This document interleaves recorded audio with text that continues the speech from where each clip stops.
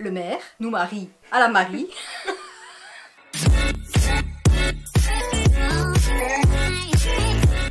Coucou les anges. Alors nous revoici dans une nouvelle vidéo. Et aujourd'hui, c'est une vidéo critique. Plutôt culturelle. Tu sais ce qu'on va faire? Non. Eh ben, on va comparer la France à la Belgique.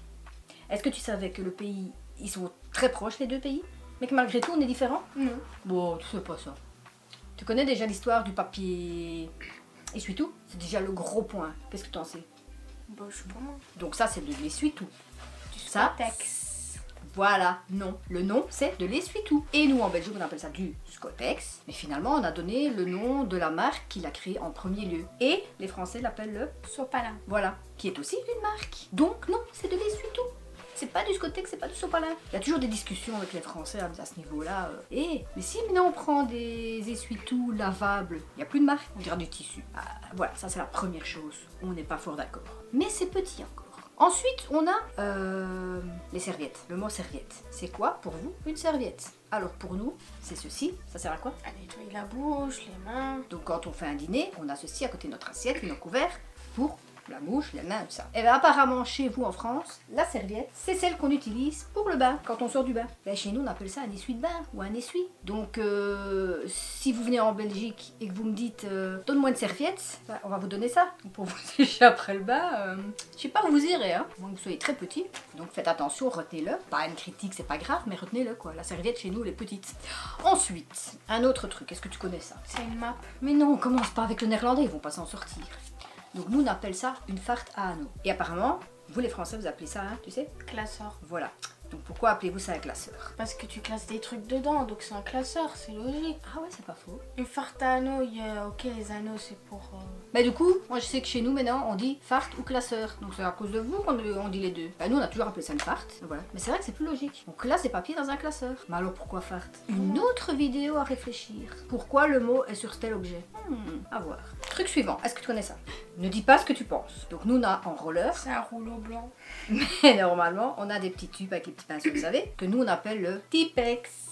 C'est ce qu'elle voulait dire. Et de nouveau, le Tipex, c'est la marque qui a créé ce... Et comment vous l'appelez? Tu sais comment ils l'appellent? Non. Le Blanco. D'un côté, je vais me dire, ouais, ils ont peut-être raison, parce que quand tu mets c'est blanc, ça corrige. Mais pourquoi le Blanco? Dites-nous en commentaire pourquoi le Blanco. Nous, c'est du Tipex. Ouais, pourquoi nous du Tipex? Bah, moi, je vous l'ai dit, c'est le nom de la marque. Pour typer ton ex. Quoi? Ensuite, dans la maison, quand tu ouvres une porte, qu'est-ce que tu utilises, toi, ici en Belgique? Une clé. Oui, mais donc tu ouvres la porte avec la clé, et comment tu l'ouvres? C'est pas la clé qui t'ouvre la porte. Si. Avec le pied. Ah ouais. Bah oui, si c'est une porte que tu dois pousser, tu le pousses avec tes pieds. Le truc que tu prends là. Clic, clic, clic, clic, clic.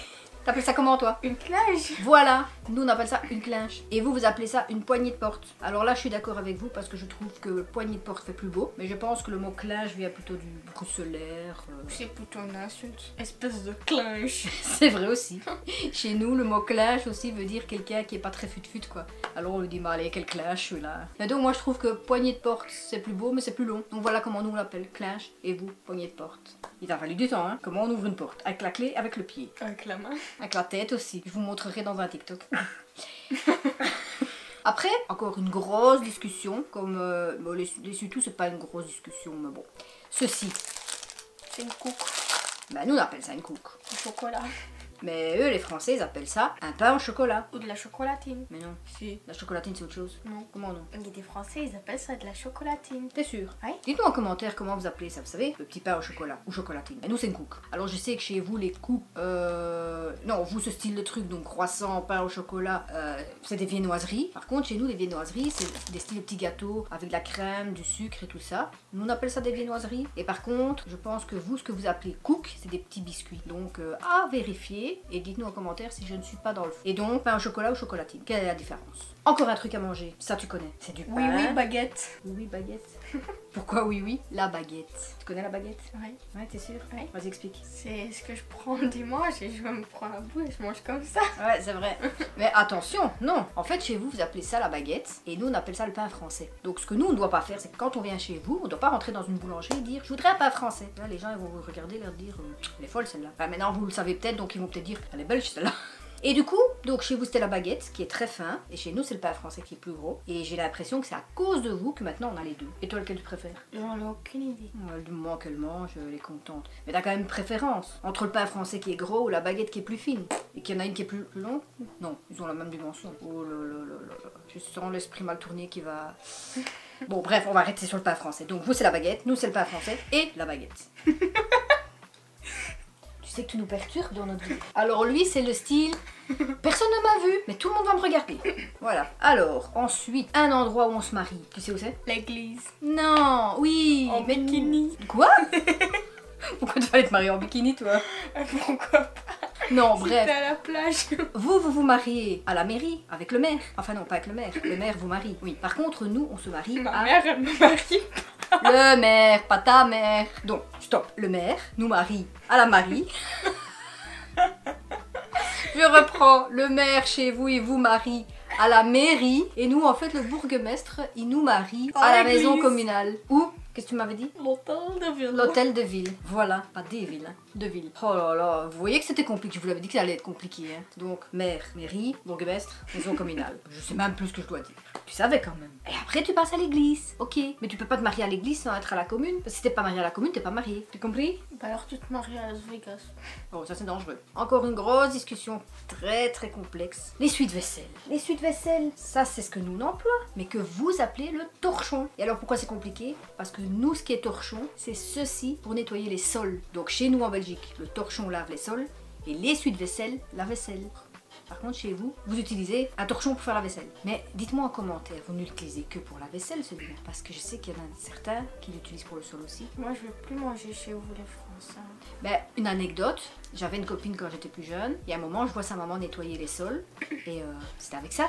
Et je lui dis, mais ta maman elle fait quoi? C'est un essuie-de-vaisselle, c'est... Non, c'est le torchon. On utilise pour la vaisselle, on utilise pour les sols. J'ai dit, oui, mais elle dit oui, on sépare, on en a pour le sol et on en a... Donc, est-ce que c'est vrai ou pas? Dites-le nous en commentaire. Mais par contre, moi j'étais choquée quoi. Parce que moi je vois ce truc-là, et pour moi c'est un essuie-de-vaisselle, donc pour vous aussi. Comment elle savait lequel était pour le sol et lequel était pour sa Bah, je vaisselle? suppose qu'elle a pris des différents, mais enfin bref. Nous, essuie-de-vaisselle, torchon de sol, à retenir. Hein. Oui, je sais, c'est choquant, voilà. Et ensuite, le dernier petit truc que je cherche, ça, est-ce que vous savez ce que c'est? C'est un bic. Eh ben non, pour toi c'est un bic. C'est un stylo plume. Mais non, un stylo plume c'est avec une plume, style de plume et de l'encre. Ça c'est un stylo bi en France et un bic chez nous. À la base c'était un stylo bi aussi, mais comme on a donné la marque bic est devenue, voilà quoi. Et sinon alors, pour terminer, le gros truc super complexe, super compliqué et que je ne comprends pas pourquoi. Alors, dans une journée, vous en France, vous prenez vers 9h le petit déjeuner. Nous on prend le... Petit déjeuner. Non, nous le déjeuner. Vous à midi vous prenez le déjeuner et nous on prend le dîner. Et par contre, le soir, vous prenez le dîner et nous le souper. Alors pourquoi vous êtes en retard dans la journée? Je comprends pas. Pourquoi le petit déjeuner? Oui, dans un truc c'est logique, petit déjeuner, déjeuner. Mais nous on dit, oui, ok. Vous voyez comment on est compliqué? Moi, je prends un petit déjeuner, puis je prends le midi, et puis je prends le dîner. Je prends pas le souper. Ou alors tu prends le souper et puis tu prends le dîner. Si tu prends une soupe avant ton dîner. Mais non, là, le souper c'est pas une soupe. C'est pour dire je soupe le soir, je dîne le soir. Mais oui, mais pour moi le souper c'est quelque chose avant que tu manges le Ah là, dîner. ça c'est une soupe, voilà.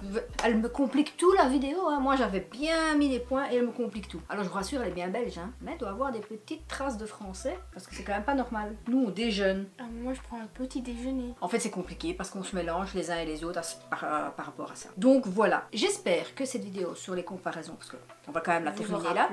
Donc j'espère que cette vidéo vous aura plu. Si c'est le cas, bah, on peut rechercher d'autres comparaisons entre nous et on peut refaire peut-être une deuxième. Sinon dites-moi tout en commentaire si ce que j'ai dit est vrai. Donc chocolatine, pain au chocolat et tout le restant. Et sinon, bah, jusqu'à présent, bah, on va vous faire des gros bisous. On n'oublie pas. Likez, abonnez-vous, laissez des commentaires. Et on vous dit à la semaine prochaine dans la prochaine vidéo. Bye. Bye.